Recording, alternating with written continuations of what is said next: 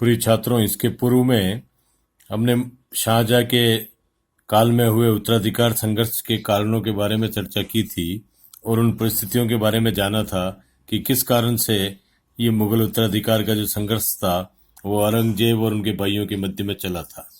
इसी का आगे जो विस्तृत विवरण है आज उसकी चर्चा करेंगे। शुजा, औरंगजेब और मुराद का आगरा की ओर प्रस्थान करना।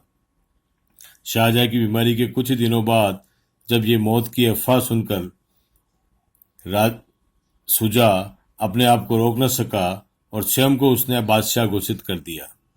राज्यारोहण के बाद वह सेना सहित बंगाल से राजधानी की ओर बढ़ा। वह बिहार के प्रदेशों में होकर बनारस तक पहुंच गया। इसके पहले मुराद ने भी गुजरात में स्वयं को बादशाह घोषित किया और अपने सिक्के डलवाए।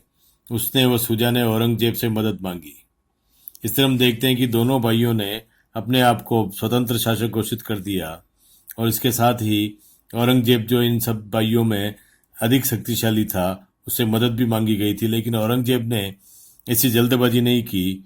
जब उसे अपने पिता के बारे में अफवाह सुनने को मिली तब उस समय उसने गोलकुंडा का घेरा डाला हुआ था।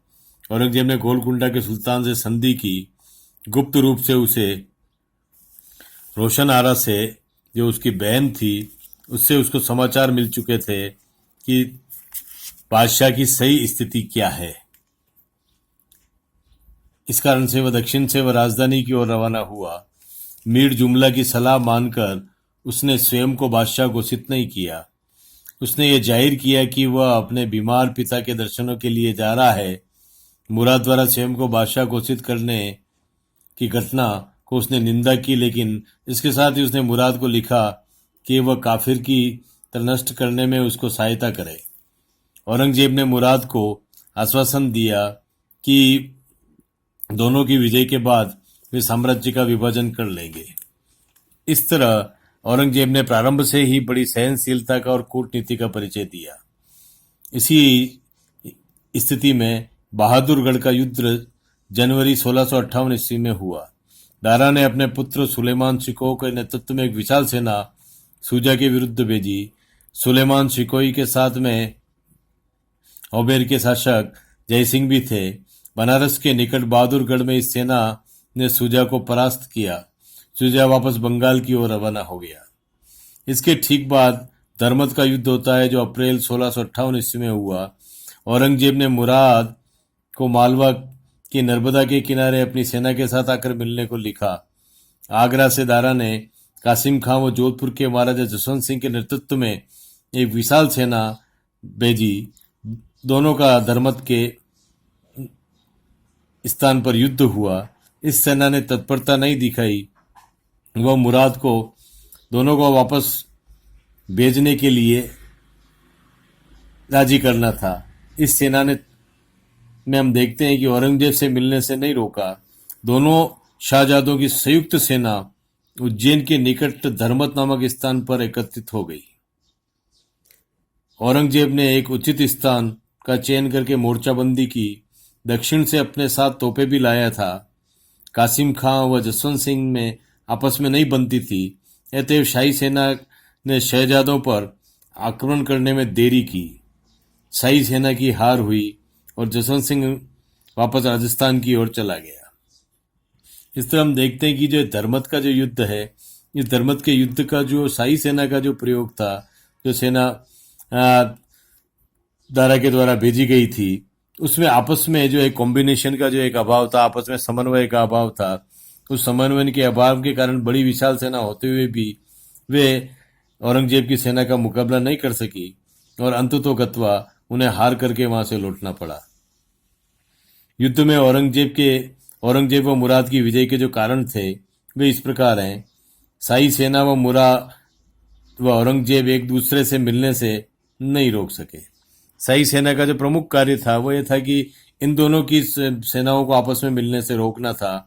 मुराद और औरंगजेब की जो अलग अलग सेनाएं उज्जैन में आकर के मिल रही थी, लेकिन इस कार्य में शाही सेना ने सफलता प्राप्त नहीं की, जो इनकी हार का कारण था और औरंगजेब की विजय का कारण बना। यदि इन्हें अलग अलग रोक करके अलग अलग युद्ध लड़ा जाता तो निश्चित बात थी कि शाही सेना की विजय होती और औरंगजेब को हार का मुंह देखना पड़ता। और दूसरा, औरंगजेब ने इस युद्ध में अपने कुशल सेनापतित्व का परिचय दिया था।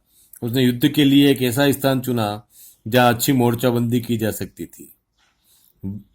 तीसरा कारण, जसवंत सिंह ने शीघ्र आक्रमण नहीं किया, उसने कुछ और भूलें की।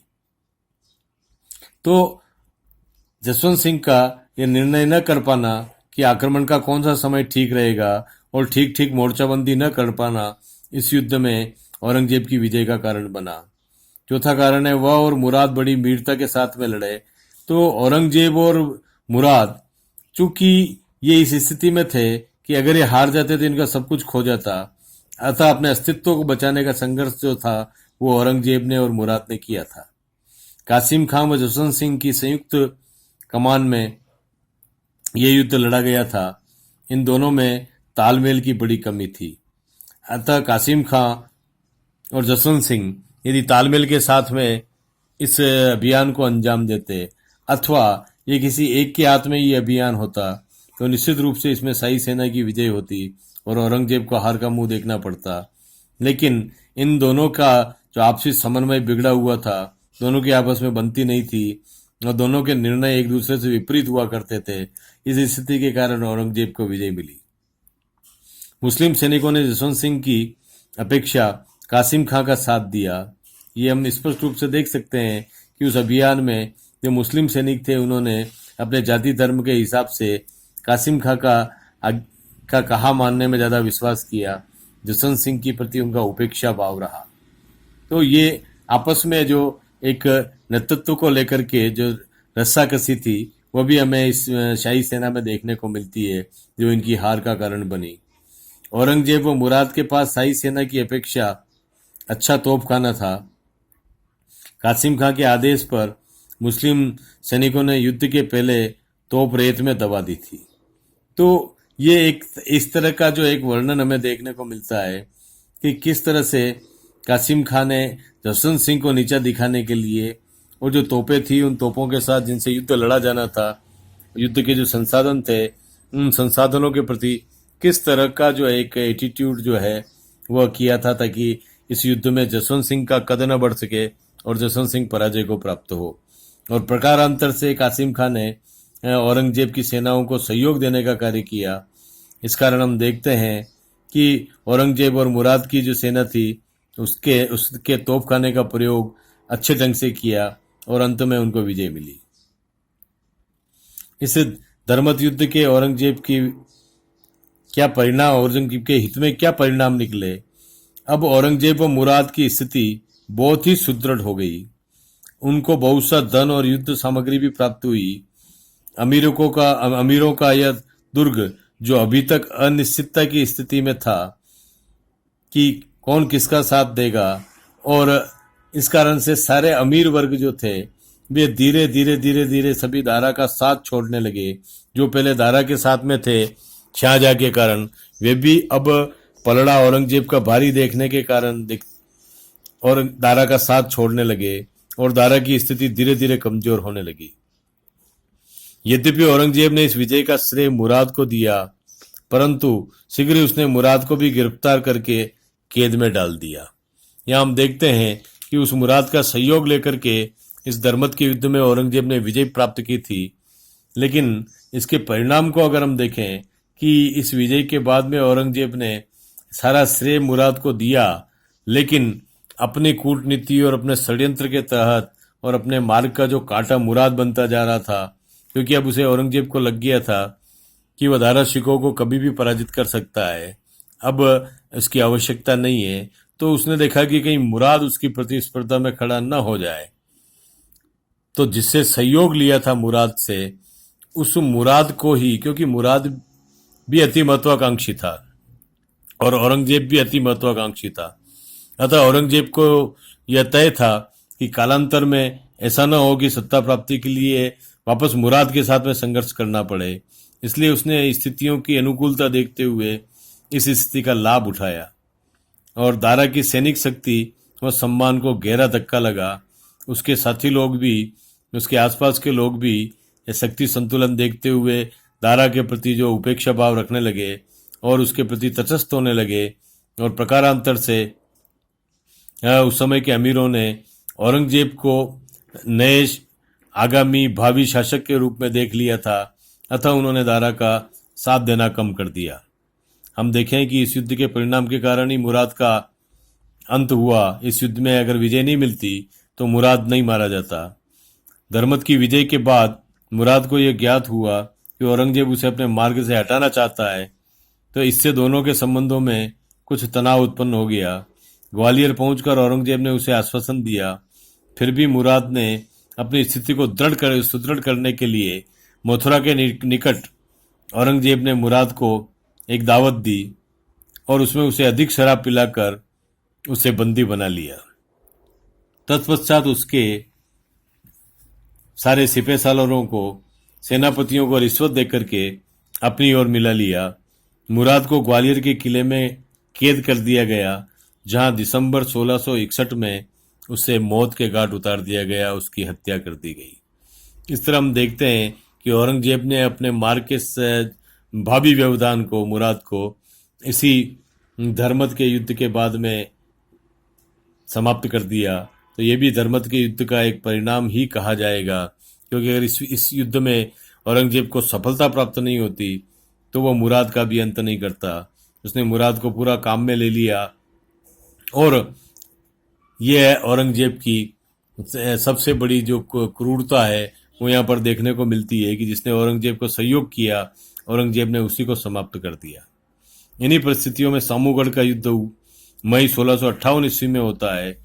धर्मत में शाही सेना की पराजय सुनकर आपस में खलबली मच गई।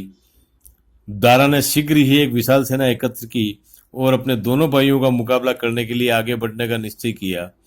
इस समय तक शाहजहां की हालत कुछ ठीक हो गई थी, स्वास्थ्य में लाभ हो गया था। उसने स्वयं अपने विद्रोही पुत्रों को समझाने के लिए वहां जाने का इरादा जाहिर किया, किंतु दारा ने उसे ऐसा करने से रोक दिया। इस बीच औरंगजेब ने मुराद को बंदी बना लिया था। आगरे से लगभग 13 किलोमीटर की दूरी पर औरंगजेब व दारा की सेना के मध्य में सामूगढ़ के स्थान पर यह युद्ध हुआ, इसलिए इसे सामूगढ़ का युद्ध कहा जाता है। दारा बड़ी वीरता के साथ में लड़ा, लेकिन एक विश्वासघाती सेनापति की सलाह पर वह हाथी से उतर करके घोड़े पर बैठ गया। इससे दारा की सेना में भगदड़ मच गई और औरंगजेब की विजय हुई।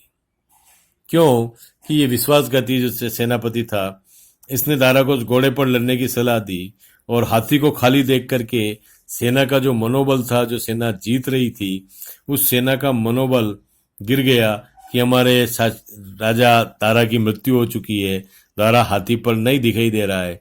इस भ्रांति के कारण जो सेना बहुत अच्छे से औरंगजेब का मुकाबला कर रही थी, उनका मनोबल टूट गया और मनोबल टूट जाने के कारण वह अपना युद्ध जो था वह हार बैठी और इस युद्ध में औरंगजेब की विजय हुई। तो यहाँ हम देखते हैं कि औरंगजेब ने यहाँ पर भी बड़ी कूटनीति से काम लिया। औरंगजेब बड़ा षड्यंत्र और कूटनीतिज्ञ व्यक्तित्व का धनी था। हम देखें कि किस तरह से उसने षड्यंत्र और कूटनीति के बल पर पहले मुराद को साफ किया और सामूगढ़ का युद्ध भी उसने किस षड्यंत्र के कारण जीता। सामूगढ़ के युद्ध के औरंगजेब की विजय के जो कारण थे वह इस प्रकार हैं कि दारा ने शाहजहां की सेना के साथ न जाने देकर भूल की। अगर शाहजहां उस सेना के साथ में आता तो निश्चित रूप से हो सकता था कि इस युद्ध के परिणाम कुछ अलग ही होते।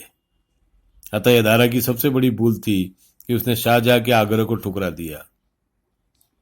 दूसरा, उसके कुछ सेनापति पहले से ही औरंगजेब से मिल चुके थे।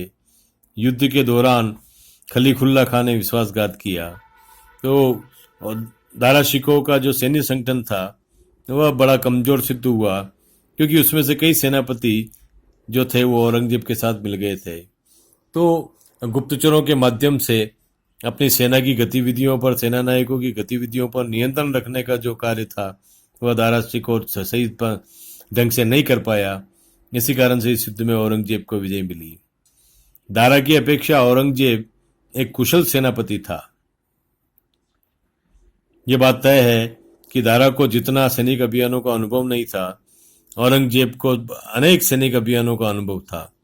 क्योंकि दारा को शुरू से शाहजहां ने अपने पास ही रखा और उसे इस तरह का युद्ध में जाने का, युद्ध लड़ने का काम नहीं पड़ा।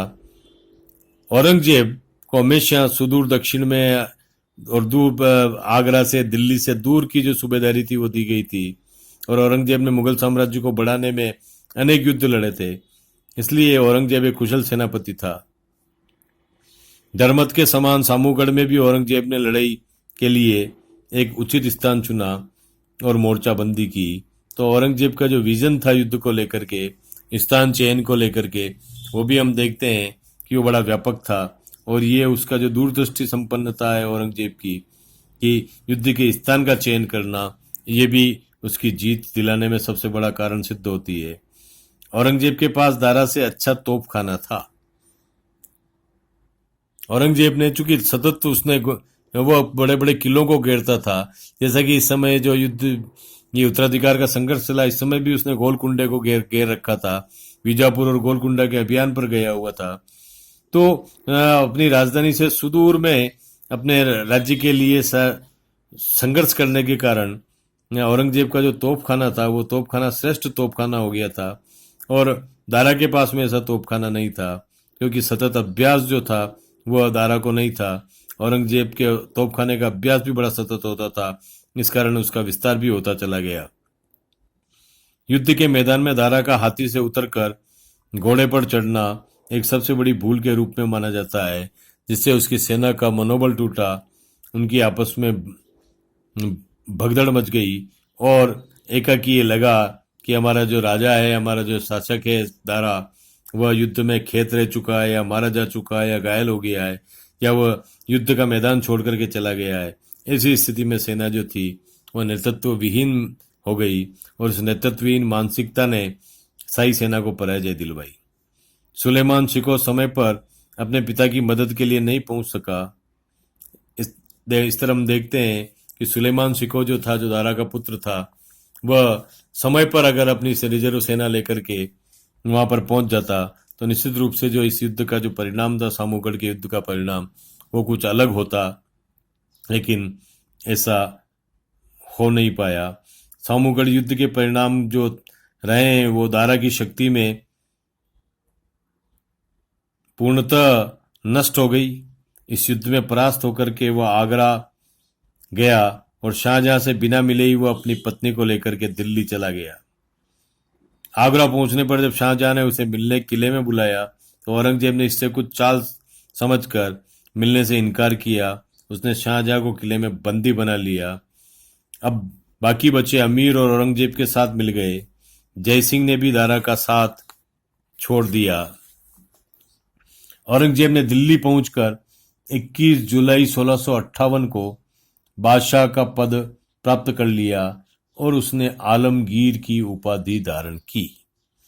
इस तरह हम देखते हैं कि ये उत्तराधिकार का संघर्ष का जो विवरण है वह अंततोगत्वा हम पाते हैं कि औरंगजेब अपनी षड्यंत्र, अपनी कूटनीति और अपने कुशल सैन्य संगठन के बल पर आखिर में मुगल सल्तनत का आलमगीर के नाम से नया बादशाह बन जाता है, उपाधि धारण कर लेता है और अपने सभी शत्रुओं को वह परास्त करके इस पद पर पहुंचता है। इसके बाद हम इसकी समीक्षा करते हुए उत्तराधिकार युद्ध में औरंगजेब की विजय के जो कारण रहे हैं और उसके जो परिणाम रहे हैं उसके बारे में चर्चा करेंगे। धन्यवाद।